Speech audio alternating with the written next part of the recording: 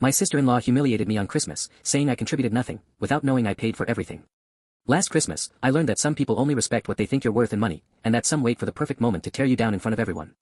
My sister-in-law, Laura, had always looked down on me. From the moment I started dating her brother, she treated me like I didn't belong. Backhanded comments disguised as jokes. Long, uncomfortable silences. That fake smile that never reaches the eyes. I ignored it for my partner's sake. Big mistake. That December, Laura volunteered to host Christmas dinner at her place. She posted in a family group chat that everyone should bring something to contribute. I replied that it was no problem and asked what was needed. She never answered. A few days later, my partner told me Laura was stressed about money and that the dinner would be simple. I didn't think much of it.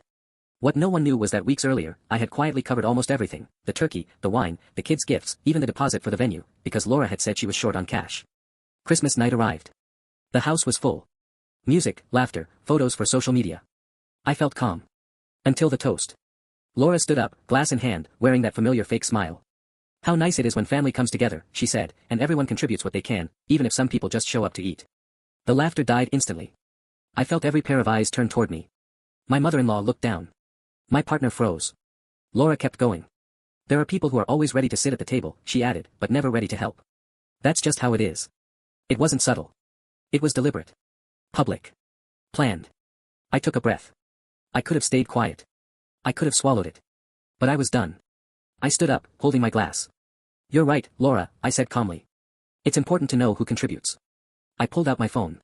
This is the receipt for the turkey. These are the wine purchases. Here are the gifts for your kids. And this, I paused, turning the screen so everyone could see, is the deposit for the venue. Paid to you. The silence was crushing. Laura went pale. She started mumbling that it wasn't necessary to say all that it wasn't a big deal. I kept my voice steady. I never asked for credit, I said. But I'm not going to let you humiliate me over something that isn't true. My father-in-law cleared his throat. My mother-in-law asked if it was all real. Laura couldn't answer. My partner finally spoke. Why would you do that? He asked his sister. She helped because you asked her to. Laura snapped back, calling me dramatic. Said I just wanted to look good. Said real help doesn't get announced.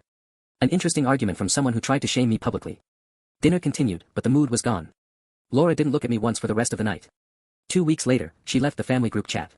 Since then, she barely speaks to me. I don't care. Because I learned something that Christmas. Anyone who tries to make you look small in front of others doesn't deserve your silence.